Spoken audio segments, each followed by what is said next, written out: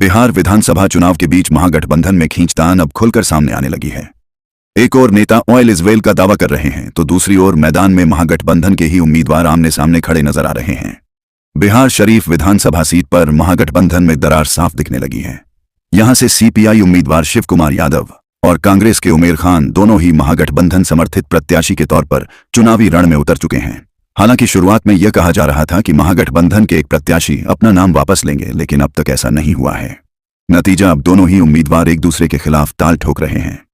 इसी कड़ी में सीपीआई प्रत्याशी शिव कुमार यादव ने बिहार शरीफ में जोरदार पैदल मार्च निकाला। इस मार्च में सीपीआई, वीआईपी और माले के झंडे तो खूब दिखाई दिए, लेकिन कांग्रेस का झंडा नदारद रहा। ऐसे में सवाल उठ रहा है कि महागठबंधन में आखिर तालमेल है कहां? एक ओर सभी दल एकजुटता का दावा कर रहे हैं, वहीं जमीनी हकीकत में गठबंधन के अंदर फ्रेंडली फाइट साफ झलक रही है। मतदाताओं के बीच भी अब असमंजस की स्थिति बन गई है कि आखिर महागठबंधन का असल उम्मीदवार कौन है। सीपीआई उम्मीदवार शिव कुमार यादव ने कहा, हमारी सीधी लड़ाई भाजपा से है, कांग्रेस हमारे सामने कुछ नहीं है। राजद ने हमें समर्थन दिया, तभी हमने नामांकन किया।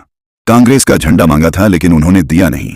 कांग्रेस का उम्मीदवार पैराशूट प्रत्याशी है। अब बिहार शरीफ की लड़ाई दिलचस्प हो चली है, जहां महागठबंधन का अंदरूनी टकराव ही चुनावी मुकाबले को नई दिशा दे रहा है।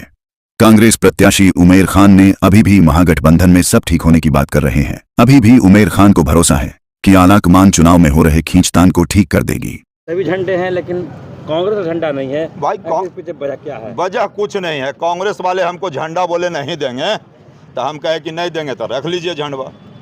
आपने कहा था कि कोई एक नामांकन वापस लेंगे, तो हमने नहीं कहा था, उन्होंने कहा था।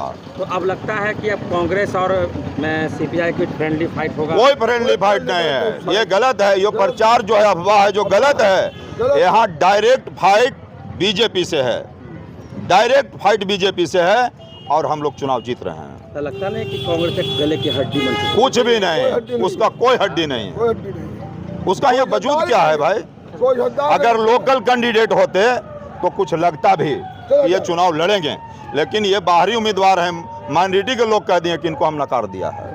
गठबंधन कहां तक सुरक्षित है जब आमने सामने? 100%। अब तो ऐसा इम्पैक्ट नहीं पड़ेगा कुछ। तो ये महागठबंधन ही के तो कार्यकर्ता आपको दिख रहे हैं। तमाम सम्मानित रुई के तमाम सम्मानित नेता, हर वर्ग के नेता हैं और मुखिया लोग हैं, जनप्रतिनिधि हैं। जो गठबंधन का सबसे बड़ा दल है, उसके सम्मानित नेता लोग आपको यहाँ पर दिख रहे हैं। तो किसी तरह का कोई कन्फ्यूजन नहीं है। हमारे भाई हैं, अलायंस पार्टनर हैं, उन्होंने भी नामांकन किया है।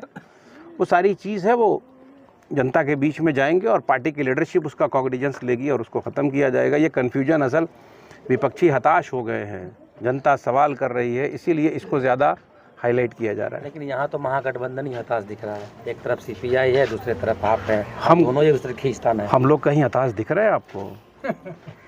जब जनता का समर्थन होगा तो हताश कैसे होंगे? महागठबंधन के असली प्रत्याशी कौन है आपके हिसाब से? ये तो आप तय करेंगे, जनता तय करेगी।